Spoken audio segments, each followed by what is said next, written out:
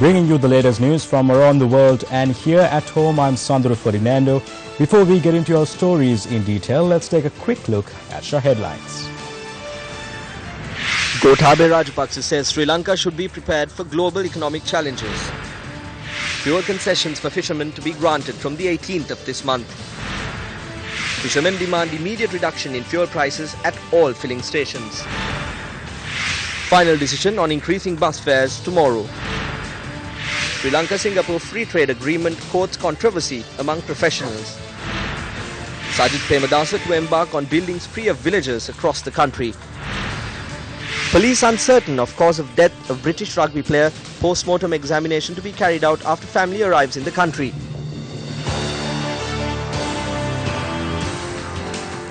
First up in local news, the annual Viatmaga conference was held in Colombo last evening under the auspices of former Defence Secretary Gotabaya Rajapaksa. Conference held under the theme An Intellectually Inspired Sri Lanka saw the unveiling of a policy statement including a roadmap and pragmatic and strategic vision for the country heading towards 2030. Former President Mahinda Rajapaksa, former Minister Basil Rajapaksa, professionals, intellectuals, entrepreneurs and the business community were among those present at the occasion. Speeches were delivered on various spheres by Vidya Jyoti, Dr. Bandula Vijayaratna, Dr. Mohammad Ismail Ramzi, Manu Sekaram, Iranda Ginige and Professor Rohan Gunaratna. Addressing the gathering, former Defence Secretary Gotabaya Rajapaksa said Sri Lanka must prepare to face global economic challenges. By 2030, China's economy will be twice the size of the American economy. India will become the third largest economy in the world. Japan will be fourth, while Indonesia will be fifth. When China, India, Japan and Indonesia become first, second, third, fourth and fifth, the global economic hub will shift to the Indo-Asia region. Is Sri Lanka prepared for this global economic change? Economic growth is the solution to all the problems being faced today. Economic growth should be the basic foundation for our country. Economic growth should be the first step, and we must change the structure of our economy. There must be proper education for there to be economic stability and sustainable development. The people's needs have become very broad. There are material needs and cultural needs. There needs to be growth and democracy. The equality of all communities must be affirmed. The value of every individual and their freedoms, the promotion of the rule of law, fairness, justice and security, the demand for a better environment for the youth, the need for this has increased. Economic reforms and rule of law must go hand in hand. In order for there to be rule of law, we must guarantee the enforcement of the law. At the same time, space must be allowed for the justice of the courts. All people in the country must respect the Constitution. All individuals and all organizations must operate within the framework of the Constitution. No person has the right to go beyond the Constitution or the law. Corruption in the state machinery is another obstacle to economic growth. We must make decisions that will distance rulers and officials from corruption. It is very important to bring forth high-caliber politicians and officials. In the end, an economy cannot be built on policy and procedure alone. It is built upon the people who implement those policies and procedures. At the same time, an economy is not built on the flow of capital. It is built upon people who invest that capital in the right way. The economy is not built on manufacturing and export data presented by economic experts. It is built upon the people who go to work every day by bus or on foot, or those who go to the farm every day, and the people who work for more than 8 hours a day in the factories. Flowing of the capital මත නෙවෙයි. ඒ ප්‍රාග්ධනය නිසි අයුරු ආයෝජනය කරන මිනිසුන් මතයි. සමුළුවෙන් අනතුරුව මාධ්‍ය වෙත අදහස් දැක්වූ ඊට සහභාගී වූ. Now those who attended the event expressed the following views to the media. Let's have a listen. There were discussions about the policies of the country. These policies have to be discussed. Professionals and intellectuals must discuss these points and it must come forward.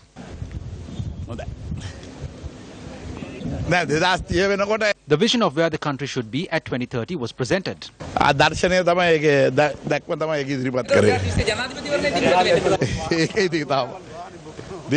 This was something that was apolitical.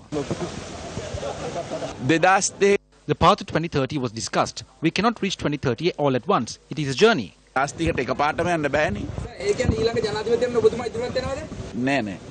No, President Mahinda Rajapaksa was here. You should have asked him who the candidate will be.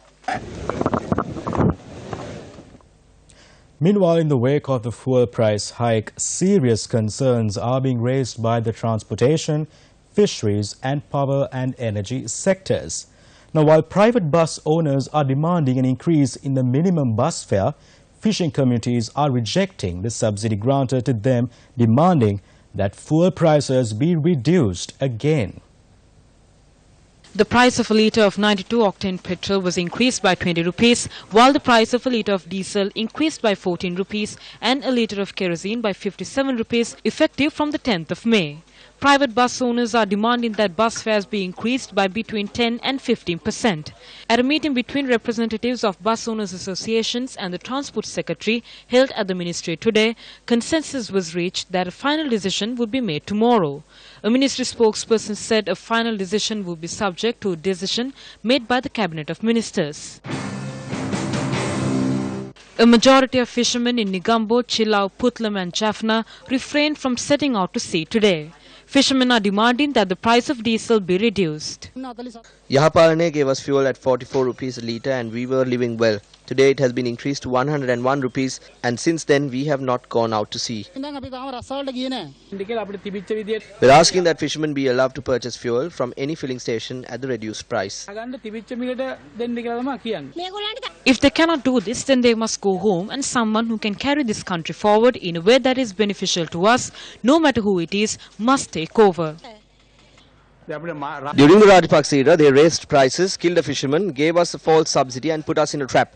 Now this group has increased the price of equipment by 10% and the price of fuel by 130%. What are they trying to do? The government accepts that kerosene is used by low-income earners. Please resolve this problem swiftly. Give us fuel at the old price.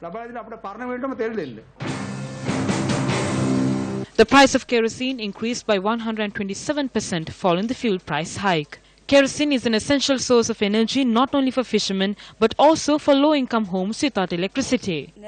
We can only buy half a bottle of oil now. We used to light 3 lamps at home but now we can light only 2. There is no light for the children to study. The kerosene subsidy is 4 billion rupees. I will submit a cabinet note at the cabinet meeting tomorrow to extend this subsidy to multi-day trawlers and single-day fishing boats too. This will come into effect on the 18th of May 2018. There are irregularities in the issuing of coupons. So if we add colorant to the fuel, then we can identify it if it is sold elsewhere and take legal action. We believe the Petroleum Corporation should embark on a special program for this. The government did not shoot at those who were protesting. They did not kill them or shoot water cannons at them. We know that in the past 2 of our fishermen were murdered. There is no such situation today. No one has been killed on the orders of this government and we can say that fearlessly.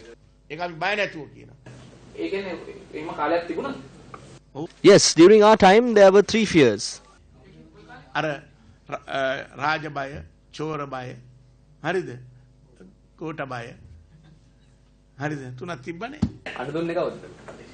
Investigations will reveal who gave the orders.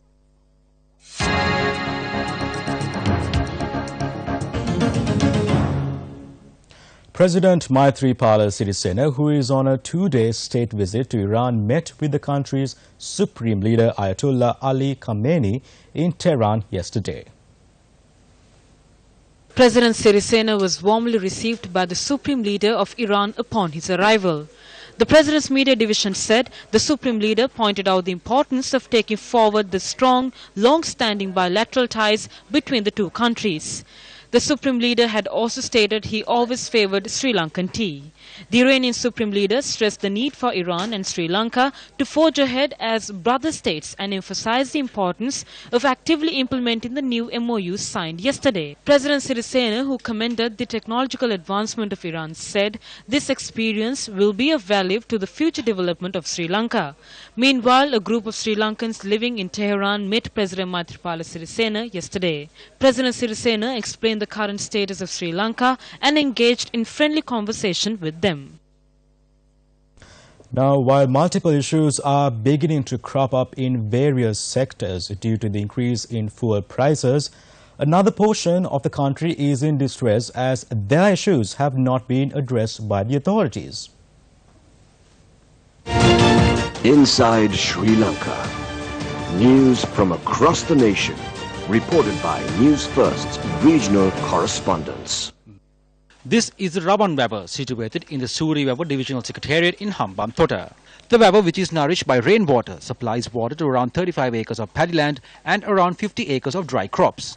However, since late, large holes have been dug on the bank of the Vaver due to the excessive amounts of mining being carried out by a certain group. There are 4 minor Wavers on the other side, so the water flows to our Waver only after those Waver gets filled up. Since these holes have been dug, we will not get any water.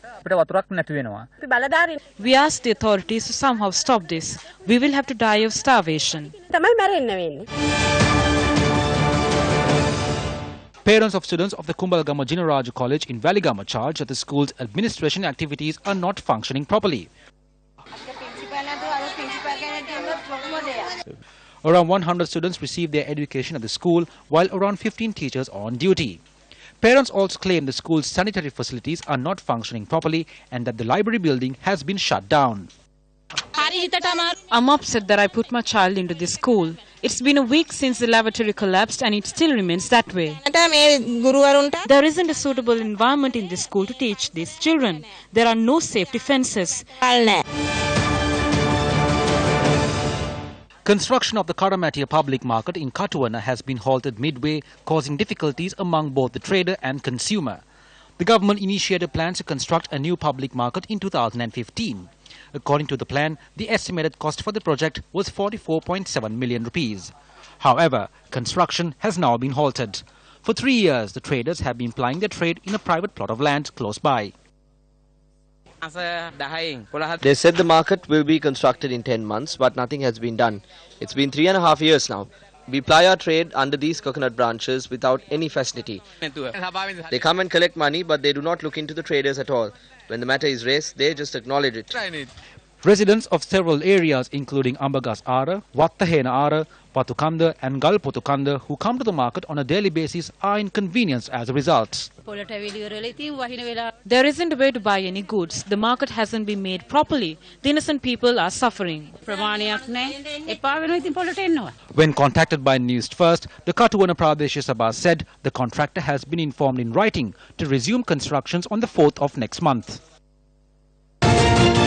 Inside Sri Lanka. News from across the nation. Reported by Newsfirst's regional correspondents.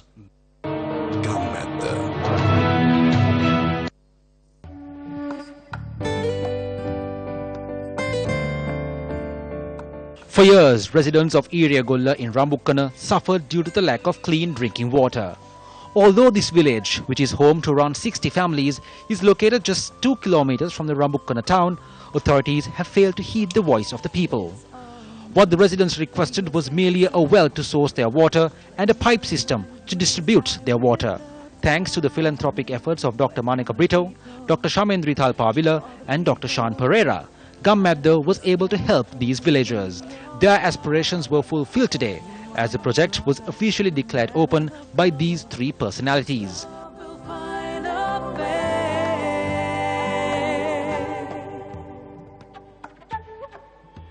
Wasted tears roll down their faces, shone from the eyes in your heart. Just one thought will make a difference, to light up the sky for them all. Wasted tears roll down their faces, shone from the eyes in your heart. Just one thought will make a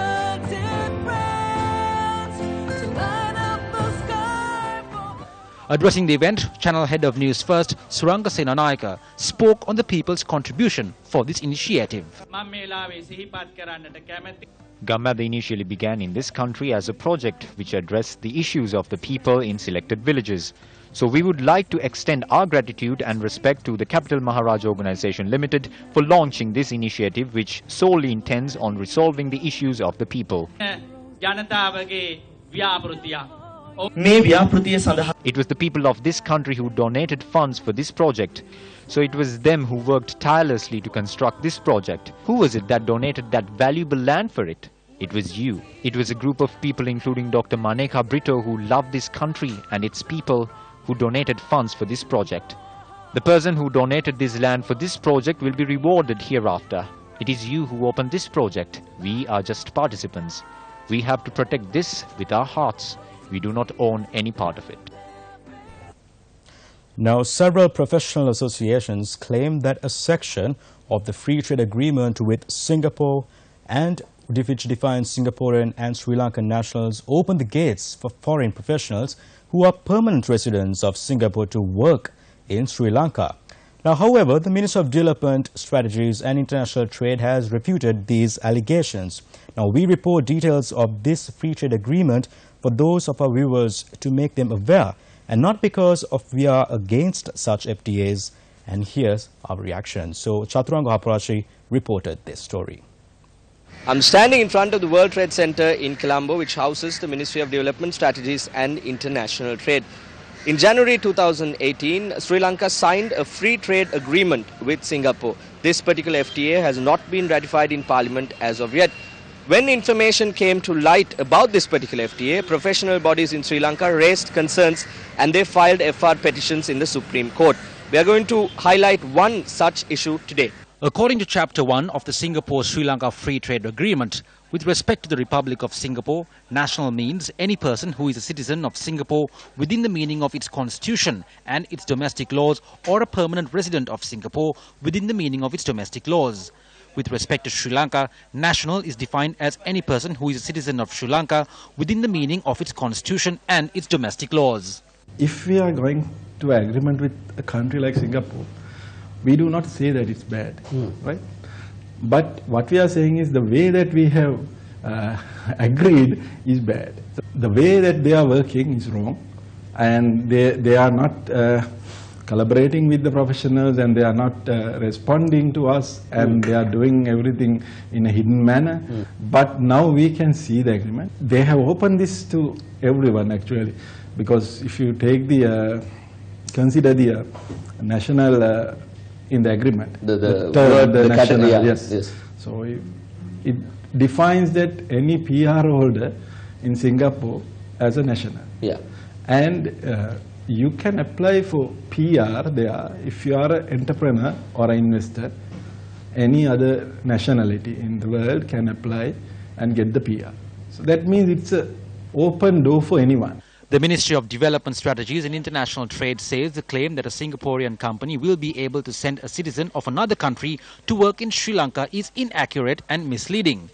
A statement issued by the ministry notes that the only permitted entrants are those who qualify as corporate transferees, that is, persons employed by a Singaporean company with investments in Sri Lanka. The ministry also highlights the fact that such persons would have to be employed in that company for at least 12 months. Furthermore, the ministry claims that as is defined in the schedules of the agreement, only the most skilled and highest tiered personnel are eligible. As per the agreement, if a person has a dominant and effective nationality in a third country, such persons would be excluded. Therefore, the ministry says a Singaporean company cannot hire and send a citizen of another country to work in Sri Lanka. And as such, the number of permanent residence holders arriving in Sri Lanka is extremely limited, and entry will be tied to a corresponding investment in Sri Lanka, thereby benefiting the country as a whole. Construction industry liberalization, it is not for high-rise building or highly sophisticated. This liberalization has gone down to build single houses or two houses as well. So that much of a huge area has been liberalized, just seeking employment from other countries. And if you read the CPC classification, 201 is for the senior executives, senior managers and other people. And if you go for the 203, 4 and 5, 5 is for the drivers, laborers and the low category people. So when you liberalize that kind of a huge labor market, if somebody says that it is not, it is allowed only for intercorporate transfers, that is completely cannot be accepted when this agreement says something else. The biggest issue is that government is not honest and they are playing. For example, that when we say that Singapore agreement is open for PR holders, Minister Malik Samaravikrama coming and says that only nationals of Singapore can come here. Technically it's true, but agreement clearly states that Singapore nationals means PR holders plus citizens. But for Sri Lanka it says citizens. So this is only one example. But we have seen a lot of issues and allegations and lot of things and even with the negotiation team and everyone, they are playing a different game as we feel. So that's why time to time we ask President as well of this country to remove Malik Samarawickrama as the ministry from the ministry and do some changes there and restart these things. Minister of Housing and Construction and the Deputy Leader of the UNP, Sajith Premadasa, donated a school bus to the Suchi National School in Hambantota. A school bus worth of 3.5 million rupees was donated under the program of providing school buses to schools which do not have any transportation facility in the Hambantota district. Minister Premadasa has donated this bus with his own money. The bus was driven by the minister from the Hambantota town to Suchi National School. During this event, a student presented a portrait of the minister to him. The teachers can be identified as a group who dedicates a lot to create an intellectual society. There are a number of teachers who do not own a plot of land or a house of their own, even though they are from the state sector. At this occasion, where a group of philanthropists have donated their private funds to purchase a 3.5 million rupee bus to this school, I would like to state that there are 232,000 teachers in this country who do not own a house or a plot of land. I am happy to state that I will begin a project to construct a village for teachers. Going back to some local news, several professional associations claim that a section of the free trade agreement with Singapore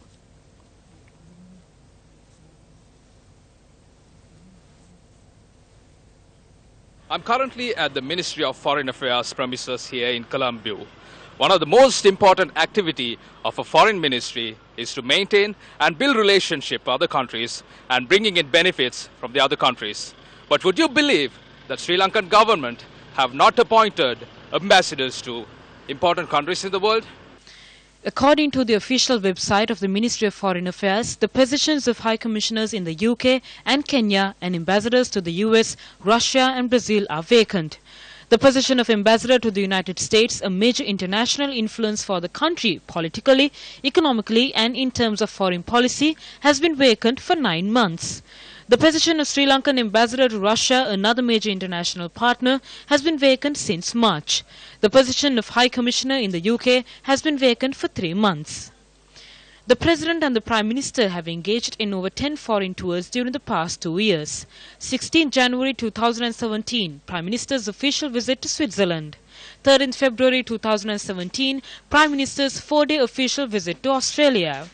10th of April 2017, Prime Minister engages in a 5-day official visit to Japan. 16th April 2017, Prime Minister visits Vietnam. 11th of March 2018, President travels to India to attend the International Solar Power Convention.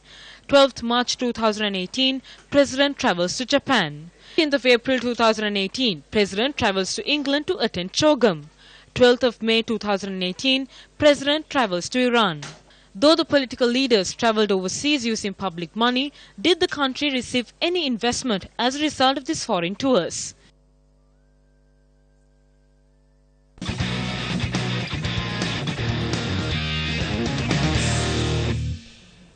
An investigation has been launched into the death of a British rugby player who arrived in the country for a friendly encounter. A team comprising of 22 members and a manager arrived in the island last week. Now, according to police, the team had played a friendly match at a sports complex in Colombo on the 12th of this month. The team had also had dinner at the sports complex. The police report states that the team had then left their hotel at about 10:30 that night to go to a nightclub in Korpiti. 2 players who returned to the hotel by 4 last morning were admitted to the hospital at 10 a.m. after they complained of breathing difficulties. One of the rugby players had passed away at about 12 noon while receiving treatment. The deceased player was a 26-year-old Harvard Thomas Andrew. The other player, 27-year-old Brett Thomas Reed, who is in critical condition, is currently receiving treatment.